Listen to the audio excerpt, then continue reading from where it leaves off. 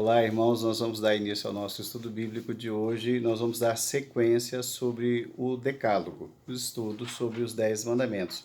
E ficou para nós estudarmos hoje Êxodo capítulo 20, a partir do verso 13. E diz assim: Não matarás, não adulterarás, não furtarás, não dirás falso testemunho contra o teu próximo.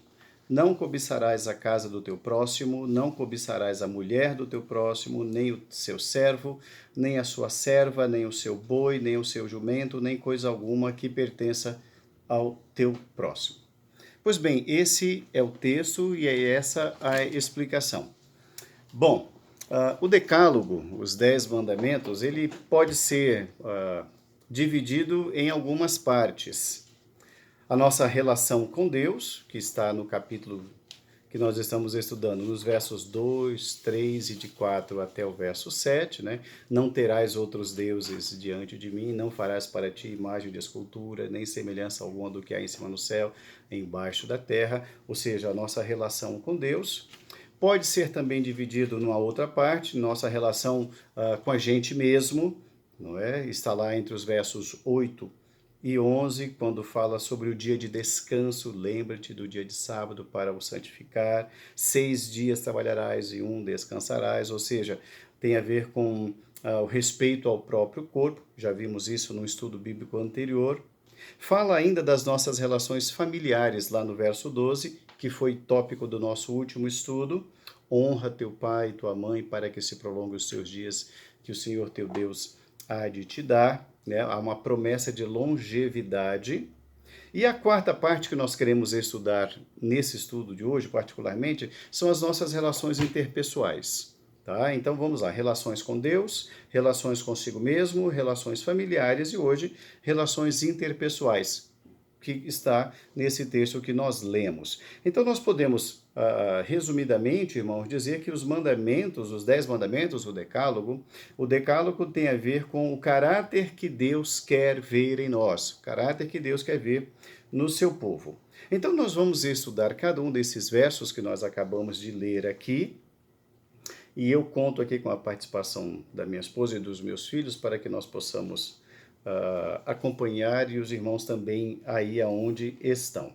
O primeiro aspecto que nós queremos analisar, irmãos, que pode resumir muito bem esse texto que nós vamos abordar, é que essa última parte do estudo fala sobre contentamento. Então, no estudo bíblico de hoje, nós queremos falar nesses textos, né, de 13 a 17, de Êxodo 20, sobre contentamento. A primeira parte, a primeira lição, irmãos, é contentamento com a vida. O verso diz: não matarás.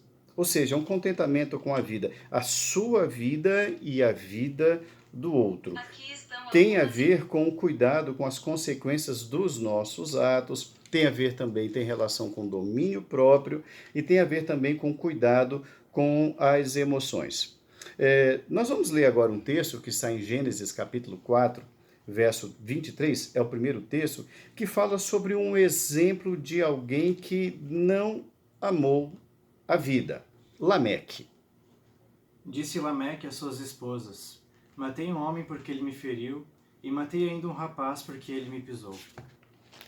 Ou seja, quem é Lameque? Lameque é aquele camarada que ele foi, uma certa feita, ele reuniu suas duas esposas, Ada e Zilá, e ele quis dar um assim de homem forte, não é? De homem todo-poderoso. Ele quis dizer assim que ele era muito bom, que ele era terrível. Né? Então ele chama as suas esposas e fala: olha, eu matei um homem porque ele me feriu e também matei um rapaz porque ele me pisou.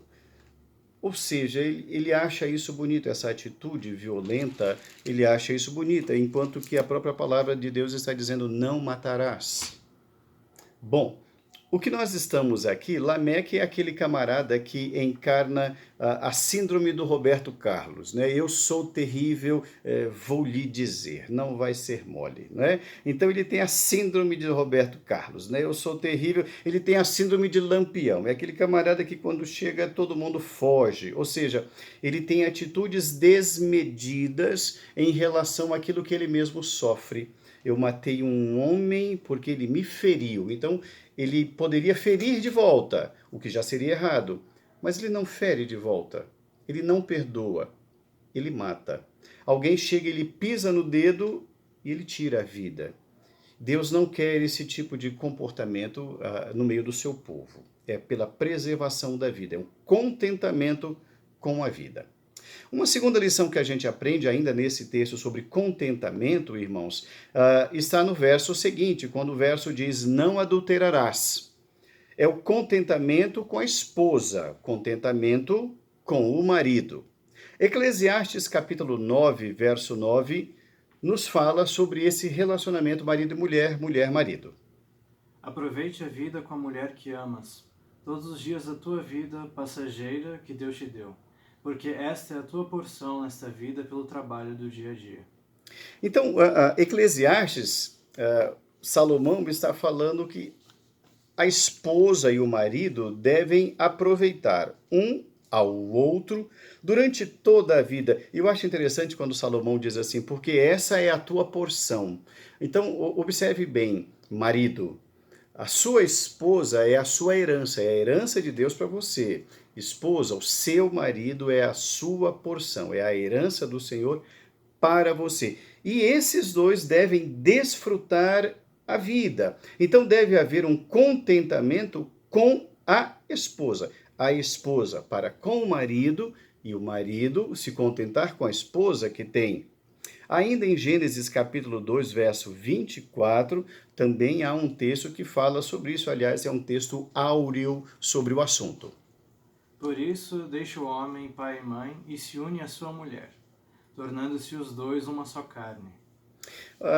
Deus, quando fez o homem e fez a mulher, ele criou o homem e formou a mulher, é ele quem institui a família, é ele quem institui o casamento, e ele diz da necessidade de se deixar pai e mãe, ou seja, de o casal criar a sua própria identidade, desenvolver a sua própria identidade, e os dois vão ser um só. Então, observe bem que não há espaço para um outro tipo de atitude senão a vida comum no lar. Então, contentamento. Contentamento com a esposa. Contentamento com o marido. Uma terceira lição que a gente aprende nesse texto, ainda falando sobre contentamento, irmãos, está no verso seguinte, quando o texto diz: não furtarás. Não furtarás, irmãos, nos remete ao contentamento com o trabalho, nos remete ao contentamento com o seu próprio esforço, com o seu suor. Não furtarás, irmãos, furtar aqui no caso é apropriar-se do que não lhe pertence. Apropriar-se do alheio. A palavra de Deus nos revela uma palavra de esperança. Uma palavra de esperança, uma palavra de nova oportunidade de mudança de hábitos, de mudança de comportamento, de mudanças nesse sentido. O texto está em Efésios capítulo 4, verso de número 28. Aquele que furtava, não furte mais. Antes trabalhe, fazendo com as próprias mãos o que é bom, para que tenha com o que acudir o necessitado. Aquele que furtava, não furte mais. Muitas coisas eram muito comuns, muito dessas coisas eram comuns na vida lá no Egito. A questão de você se apropriar daquilo que não lhe pertencia. Deus não quer isso no meio do seu povo, que a convivência seja uma convivência fraterna. Então, se houvesse alguém, e certamente havia, ou poderia haver, que tivesse esse hábito, agora nesse novo momento como povo de Deus, esse hábito agora passa a ser condenado. Não furtarás. Então a própria palavra diz, aquele que furtava, não furte mais. Antes, trabalhe. Contentamento com o seu próprio trabalho. Você é capaz, você tem habilidades, você tem valores, portanto, esses valores devem ser colocados em prática, porque você agora é um povo de Deus, agora você é um homem de Deus, agora você é uma mulher de Deus, onde você for, onde você estiver, você é a igreja de Deus. Então você é sal, você é luz, você tem que iluminar. Então, se antes essas práticas erradas eram comuns, agora não podem ser mais, porque agora Deus diz não. Deus diz sim ao trabalho e não mais ao furto. Portanto, contentamento com o seu esforço, contentamento com o seu trabalho. Uma quarta lição que nós aprendemos dentro desses textos que nós estamos estudando sobre os 10 mandamentos, irmãos, tem a ver com contentamento com a verdade. Contentamento com a verdade. O texto bíblico diz: não dirás falso testemunho contra o teu próximo. O que é um falso testemunho? Falso testemunho é você inventar uma história, distorcer uma história, criar um fato, mentir sobre alguém ou sobre um fato para prejudicar quem quer que seja. Se isso era uma prática comum no Egito, se isso era uma prática comum no passado, agora não mais. Deus diz não a esse tipo de prática.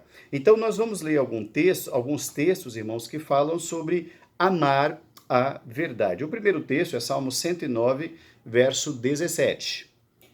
Amou a maldição, ela o apanha. Não quis a bênção, aparte-se dele. Olha que palavra pesada essa, não, irmãos? Amou a maldição, que a maldição o apanhe. Ou seja, é uma consequência natural. Plantou, vai colher. Então, não quis a bênção, então que a bênção se aparte dele. Então, as pessoas que tinham esse hábito de prejudicar, de gostar da mentira, agora essas práticas não são mais toleradas, são proibidas diante de Deus, e Deus diz não a esse tipo de procedimento. Ainda tem mais um texto, Efésios 4, 25. Por isso, deixando a mentira, fale cada um a verdade com o seu próximo, porque somos membros uns dos outros. Nós pertencemos uns aos outros, nós somos partes um do outro, porque o texto diz: abandone a mentira, esses hábitos não são bons, não são adequados. Então é necessário, irmãos, que o povo de Deus ame a verdade, tenha prazer pela verdade e buscar o que é a verdade. Há necessidade de se fugir da mentira, há necessidade também de se fugir das meias verdades. E como nós muito bem já sabemos, uma meia verdade é igual a uma mentira inteira. Portanto, irmãos, há a necessidade de fugir também dos sofismas. Reverendo, o que são sofismas? Sofismas, irmãos, são expressões ou casos que uma pessoa cria para mascarar uma verdade, mas dá no mesmo resultado, a mentira. Existe uma história bem antiga que eu quero contar para os irmãos, embora muitos dos irmãos já saibam, que teria acontecido durante a Segunda Guerra Mundial em algum lugar na Europa, durante a Segunda Guerra Mundial. Então, o caso é o seguinte, bem rapidamente. Alguns irmãos luteranos estavam cultuando, alemães, estavam cultuando numa casa, no campo, tá? E eles estavam ali cultuando ao Senhor quando estava fugindo um casal de judeus. Estavam sendo perseguidos pela Gestapo, a polícia da época, a polícia repressora de Hitler na época, e eles viram aquela casa no campo e se esconderam lá. E quando chegaram lá, aqueles irmãos luteranos estavam cultuando a Deus. Então, todos perceberam que tratavam-se de dois fugitivos judeus e que certamente estavam fugindo porque tinha alguém no encalço deles. Durante aquele culto, o pastor os recebeu e os colocou no sótão. E quando estavam no sótão, o culto continuou ali. Rapidamente chegou a polícia e perguntou se eles tinham visto alguns fugitivos passando por ali. E o pastor luterano, ele colocou assim o dedo na casa do seu botão, que eu vou tirar aqui para facilitar a visão para vocês. Ele colocou assim, muito discretamente, o dedo na casa e disse assim: nesta casa não tem ninguém escondido. Os policiais tornaram a perguntar: vocês viram alguém? Porventura tem alguém aqui se escondendo nessa casa?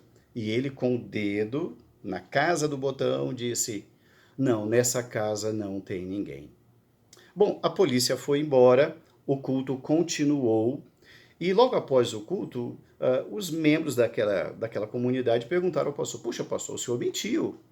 Né? E o pastor disse: não, eu não menti, eu falei que nesta casa, a casa do botão, não tinha ninguém. Isso é um exemplo de um sofisma. Eu não quero aqui entrar no mérito da questão, mas isso é um sofisma. É você criar um fato para fazer com que o outro creia que você está falando a verdade. A Bíblia diz: não dirás falso testemunho. Abandona a mentira. Uma quinta lição que nós aprendemos, e com essa lição nós queremos terminar o nosso estudo hoje, irmãos, é sobre o texto não cobiçarás.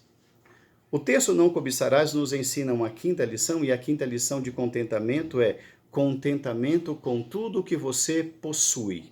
Contentamento com tudo o que você possui, ou seja, contentamento com a esposa que você tem, com o marido que você tem, contentamento com a firma que você tem, o trabalho que você tem, com o emprego que você tem, a sua colocação, contentamento com o seu salário, contentamento com o seu veículo, com o carro que você tem, ou seja, com absolutamente tudo o que você possui. Então vamos falar sobre isso. Por quê? Porque o texto diz: não cobiçarás.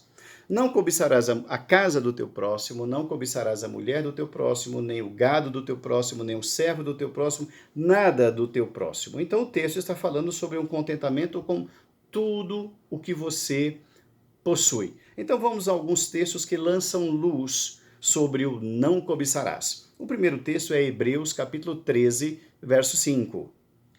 Seja a vossa vida sem avareza. Contentai-vos com as coisas que tendes, porque ele tem dito: de maneira alguma te deixarei, nunca, jamais te abandonarei. O texto diz: contentai-vos com as coisas que tendes. Quando há contentamento, não há lugar para cobiça. Quando eu estou contente com o que eu tenho, o meu olhar se volta para o Deus que me dá, não para o Deus que não me deu. Para aquilo que Deus me deu, não para aquilo que Deus não me deu. Contentai-vos com as coisas que tens. Você está agradecendo por tudo aquilo que Deus lhe deu? Você já agradeceu pela sua esposa, pelo seu marido, pelo seu lar, pelas suas vestes hoje, pelo seu alimento, pela saúde que você tem nesses últimos dias? Você tem sido grato a Deus por isso? Contentai-vos com as coisas que tendes. Um outro texto, irmãos, é Mateus capítulo 6, verso 33. Buscai, pois, em primeiro lugar, o seu reino e a sua justiça, e todas estas coisas vos serão acrescentadas. O nosso olhar deve ser para o reino de Deus, não para o nosso próprio reino. Olhar para o alto, não para aquilo que nós não temos, porque achamos que não poderíamos viver sem aquilo. Não, nós temos vivido e vivido muito bem. Há mais um texto, irmãos, que nós podemos ler sobre esse assunto do contentamento com tudo aquilo que Deus nos dá, que está em Provérbios, capítulo 30, versos de 7 a 9. Duas coisas te peço, não me negue antes que eu morra, afasta de mim a falsidade e a mentira. Não me des nem a riqueza, nem a pobreza. Dá-me o pão que me for necessário, para não suceder que, estando eu farto, te negue e diga: quem é o Senhor? Ou que, empobrecido, venha a furtar e o profane do nome do meu Deus. Esse texto é um dos textos mais belos que eu acho na Bíblia. Não me des nem a pobreza nem a riqueza. Contentamento com aquilo que Deus lhe dá. Um outro texto, irmãos, está em Filipenses capítulo 4, versos 12 e 13. Aprendi a viver contente em toda e qualquer situação. Tanto sei estar humilhado como também ser honrado. De todo e em todas as circunstâncias já tenho experiência, tanto de fartura como de fome, assim de abundância como de escassez. Tudo posso naquele que me fortalece. Observe muito bem que o apóstolo Paulo fala sobre um aprendizado. Aprendi a viver contente em toda e qualquer situação. Como que ele aprendeu?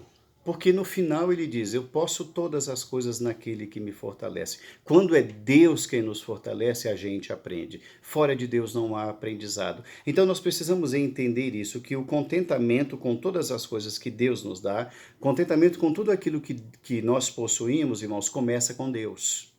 Com a vida com Deus, em agradecer todas as coisas que Deus nos dá. É um aprendizado. É parar de observar aquilo que o outro tem e começar a agradecer a Deus por aquilo que Ele nos deu. Aprendi a estar contente. Aprenda a estar contente. Salmo 23, perdão, 1 de Pedro, capítulo 5, verso 6. Lance sobre Deus toda a sua ansiedade, porque Ele tem cuidado de você. Só tem uma pessoa que cuida de nós. Nós achamos que somos nós mesmos, mas é um grande engano. Quem cuida de nós é Deus, porque Ele é o nosso bom pastor. Então, todas essas nossas ansiedades que o nosso coração levanta, que o nosso coração desperta, nos trazendo descontentamento por aquilo que nós não temos, tudo isso está fora de Deus. É necessário que nós, como servos de Deus, e Deus quer isso para o seu povo, por isso ele fala lá no Velho Testamento, não cobiçarás, é para que nós aprendamos a lançar sobre ele aquilo que nos aflige, todo e qualquer tipo de ansiedade, porque quem cuida de nós é Deus, não nós mesmos. Nós estamos nos tornando ansiosos e Deus quer que nós descansemos nele. O último texto que nós queremos analisar no nosso estudo bíblico de hoje, irmãos, é um texto muito conhecido, clássico. Salmo capítulo 23, verso 1. O Senhor é meu pastor e nada me faltará. Nada me faltará. Ora, se ele de fato é meu pastor, então nunca sentirei falta de nada. Concluindo o nosso estudo bíblico, irmãos, sobre essa última parte do Decálogo, nós aprendemos a viver o que Deus quer nessa parte final dos 10 mandamentos é uma vida de contentamento. Deus é a nossa maior felicidade. Deus é o nosso maior tesouro. Por isso, ele quer se revelar ao seu povo como um Deus provedor. O Jeová Jiré, o Deus de toda provisão. Portanto, irmãos, estamos estudando hoje, na parte final do Decálogo, dos 10 mandamentos, sobre o contentamento. Contentamento com a vida, contentamento com a esposa, contentamento com o marido, contentamento com o trabalho, contentamento com a verdade e contentamento com tudo que você possui. Ou seja, resumo da ópera dessa parte final do estudo, contentamento com Deus. Eu convido você, nessa noite, nesse estudo bíblico, nessa reflexão, a você agradecer a Deus, a ser contente, a aprender sobre o contentamento. Que Deus abençoe a sua casa, que Deus abençoe grandemente a sua família. Um abração.